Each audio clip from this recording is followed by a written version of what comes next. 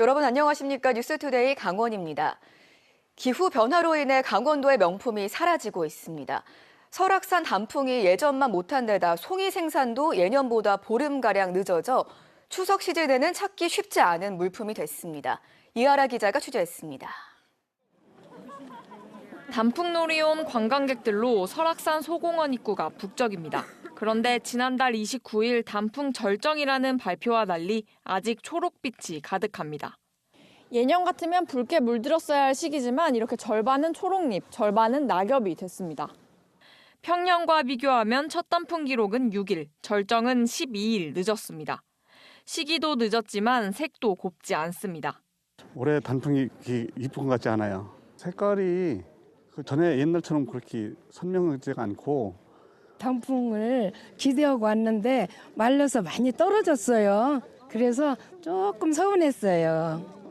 단풍은 최저기온이 5도 이하로 떨어지고 일교차가 있을 때 생깁니다. 그런데 올해는 첫 단풍이 시작되어야 하는 9월까지 폭염이 이어졌고 최저기온이 5도 아래로 떨어진 날이 단 하루도 없었습니다. 10월에는 최저기온 5도 이하의 날이 관측 이래 가장 적었습니다.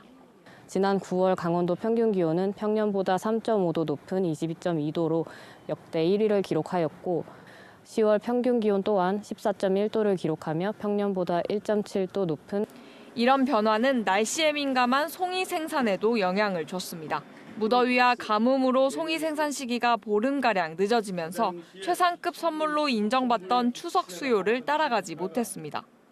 공판 진행에 어려움을 겪을 정도로 귀해진 양양송이는 1등급 킬로그램당 공판가 160만 원으로 역대 최고가를 찍었습니다. 9월 한 중순경부터 이제 포자가 발생을 해갖고 시작하다 보니까 전국적으로 안 나다 보니까 양양송이가 처음부터 고가로 행진을 10월에서야 선선해진 날씨에 생산량을 회복하며 공판에 활기가 생겼고 가격도 안정세를 찾았습니다.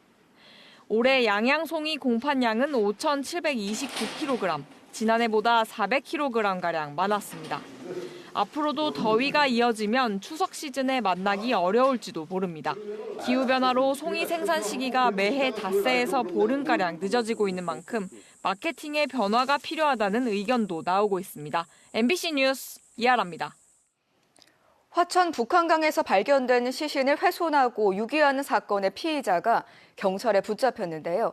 피의자는 영관급 군 장교로 같은 부대에서 근무하던 여성 군무원을 말다툼 끝에 살해한 것으로 드러났습니다. 나금동 기자입니다. 모자를 쓰고 마스크를 쓴 남성이 경찰서 밖으로 모습을 드러냅니다. 지난 2일 30대 여성을 살해한 뒤 시신을 훼손해 유기한 혐의를 받고 있는 30대 남성입니다. 피해자한테 하고 싶은 말 없습니까? 범행하고 나서 계속 출근했나요? 이 남성은 군 사이버작전사령부에 소속된 중령 진급 예정자로 밝혀졌습니다. 숨진 여성은 남성과 같은 부대에서 근무하던 30대 군무원으로 확인됐습니다. 경찰 등에 따르면 피해자는 지난달 25일 부대에 주차한 자신의 차량에서 말다툼 끝에 피해자를 살해했습니다. 이후 같은 날 밤 부대 인근 철거예정 건물로 이동해 시신을 훼손하고 이튿날 밤 화천 북한강변에 훼손된 시신을 유기하고 범행 도구를 버린 것으로 드러났습니다. 남성은 또 범행을 저지른 뒤 피해자의 휴대전화로 부대 측에 남은 근무 일수를 휴가 처리해달라는 메시지를 보내는 등 완전 범죄를 꾀했던 것으로 드러났습니다. 어느 정도까지는 이제 파악이 된 상태에서 용의자를 선정을 했고 서울 소재 모 역 앞에서 긴급 체포를 하면서 범행을 자백을 받았습니다. 강원경찰청은 경찰 관계자와 외부 전문가 등으로 구성된 신상정보 공개 심의위원회 개최 여부를 검토하고 있습니다. 경찰은 추가 조사를 통해 범행 동기 등을 집중 추궁하고 살인, 사체 손괴, 사체 은닉 혐의로 구속영장을 신청했습니다. MBC 뉴스 나금동입니다.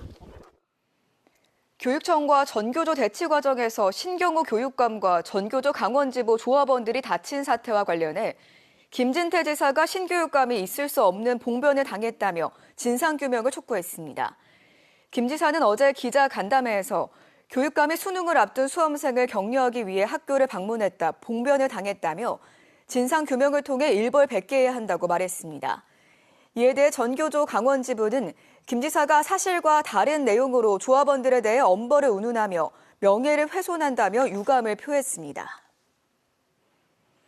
국내 차로서는 유일하게 수소차를 생산하는 현대자동차의 넥소는 2018년 출시돼 지금도 생산되고 있는데요. 그런데 2019년부터 올해까지 검사한 9,600여 대 가운데 15%가 불합격 판정을 받았고 이 가운데 85%가 2019년과 2020년 산으로 확인됐습니다. 현대자동차는 대규모 리콜에 들어갔습니다. 이송미 기자입니다. 2020년산 넥소를 타는 전호국 씨가 수소 누출을 처음 인지한 건 2022년입니다. 충전 도중 수소 누출이 감지된 겁니다. 측정기 가지고 해도 불이 들어오면서 새는 게 보여줬다.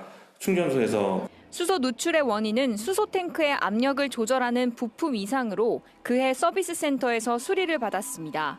그런데 올해 한국교통안전공단에서 실시한 정기 자동차 검사에서 불합격 판정을 받았습니다. 원인은 또 수소 누출. 이번엔 수소 탱크와 차체를 연결하는 밸브가 문제였습니다.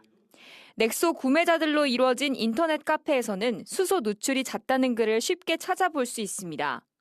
자가용 수소차는 법적으로 4년에 한 번씩 수소 누출 검사를 받게 되어 있는데 2019년부터 올해 9월까지 수소 누출로 불합격 판정을 받은 차만 1,500대가 넘습니다.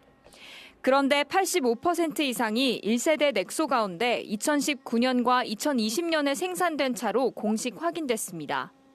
수소는 기체 특성상 밀폐된 공간으로 누출될 경우 적은 양으로도 불이 날 수 있습니다.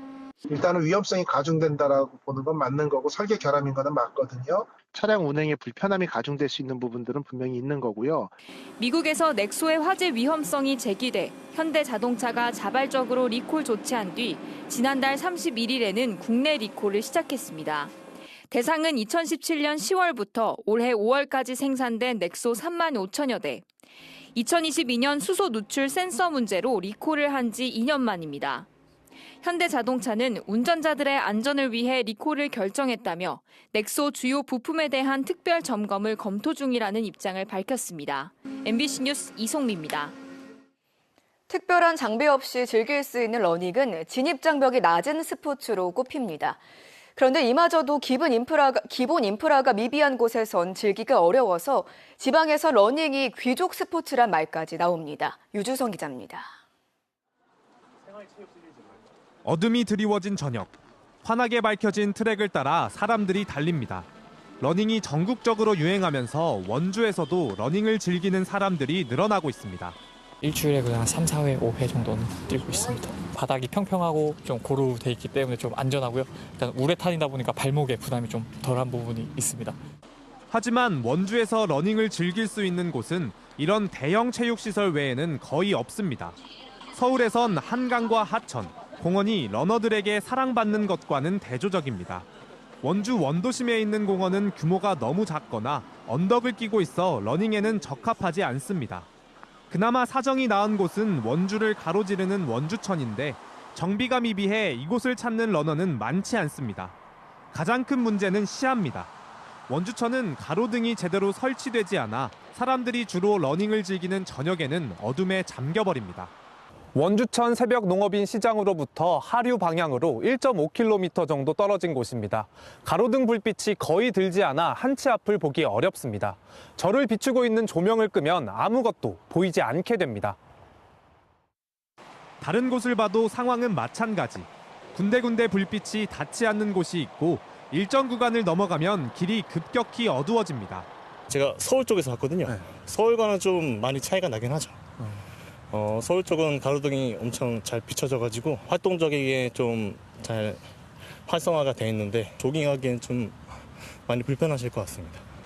보행로 정비가 미비한 것도 문제입니다. 오래된 다리 하나만 놓여 보행로와 자전거 길이 합쳐진 구간에서는 충돌 위험이 늘 존재합니다. 자전거 도로하고 같이 합류가 돼버리니까 자전거는 빨리 가려고 하고 사람들은 모르는 상태에서 하니까 위험하죠. 그러니까 부딪힐 위험이 높은 거죠. 화장실도 냄새가 진동하고 불이 들어오지 않는 곳도 태반입니다. 원주시가 원주를 걷기 도시, 안전한 도시, 원주천 르네상스를 만들겠다면서도 기본적인 정비에는 소홀하고 심지어 복원한 단계천은 범람과 안전 문제로 제대로 써보기도 전에 사실상 폐쇄되면서 원주가 걷고 뛰기에 좋은 도시가 될 수 있을지 의구심이 커져가고 있습니다. MBC 뉴스 유주성입니다.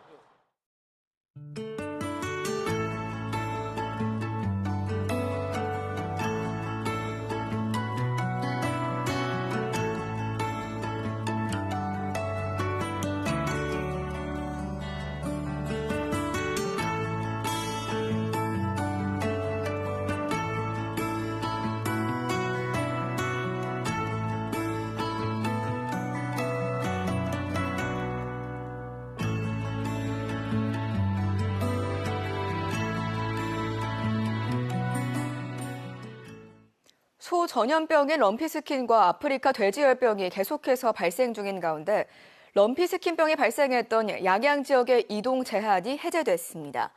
강원도는 양양군 강현면 소재 한우 농장에서 한 달 전 럼피스킨병이 발생한 이후 추가 발생이 없어 해당 농장 반경 5km 이내 이동 제한을 해제하고 고성과 인제, 원주 등 도내 나머지 5개 방역대 지역도 순차적으로 제한을 해제할 예정이라고 밝혔습니다. 아프리카 돼지열병은 올해 들어 지난 5월 철원과 지난달 화천, 이달 초 홍천에서 3번째 사례가 추가 발생해 홍천군과 인접한 8개 시군에 일시 이동 중지 명령이 발령됐습니다. 자동차세 연납 후 매매하거나 폐차해 발생하는 지방세 환급금 등 원주시에 찾아가지 않은 환급금이 2억 6천여만 원에 달합니다. 원주시는 환급금 지급 통지 후에도 장기간 찾아가지 않은 지방세 미환급금이 지난 9월 말 기준 7,450건에 2억 6천여만 원에 달한다며 이달 말까지 집중 환급 기간을 운영합니다. 환급금 조회와 신청은 인터넷 홈페이지 위텍스나 카카오톡 채널로 가능하며 사전에 계좌를 등록해두면 환급금 발생 즉시 해당 계좌로 받을 수 있습니다. 환급 발생일로부터 5년간 수령하지 않은 환급금은 원주시 금고에 귀속됩니다. 철원 횃불 전망대 준공식이 어제 은하수교 상부 광장에서 열렸습니다. 횃불 전망대는 높이 45m에 달하는 철원의 새로운 랜드마크로 1945년 광복의 기쁨을 기념하기 위해 건립됐습니다. 군비 74억 원을 포함해 모두 94억 원이 투입된 횃불 전망대는 내일부터 이달 말까지 시범 운영을 거쳐 다음 달 정식 개장합니다. 원주 지역 노후 경로당 52곳에 사물인터넷 기술의 전기화재 예방시설이 설치됐습니다. 원주시는 전기 안전 모니터링을 위한 사물인터넷 기반 원격 감시 장치와 전기화재를 초기에 진화할 수 있는 자동 소화 장치를 경로당 내 분전함에 설치했습니다. 이를 통해 노후 경로당의 전기 사용 상태가 한국전기안전공사의 관제 서버로 전송되고 이상 신호가 발견되면 바로 조치해 대형 화재로 확산되는 것을 방지할 수 있습니다. 양양군이 마을 단위 통합 방송 시스템을 신규로 설치하고 스마트 마을 방송 시스템을 구축합니다. 양양군은 사업비 2억 5천만 원을 들여 연말까지 서면, 범부리 등 6개 마을에 5개 무선 송신기 5개와 가정 내 수신기 300여 대를 설치하고 방송 시스템이 없는 마을엔 방송 시스템을 확대할 예정입니다. 또 방송 수신 문제와 주민 노령화에 따른 난청 문제를 해결하기로 했습니다. 이상으로 강원 뉴스 마칩니다. 고맙습니다.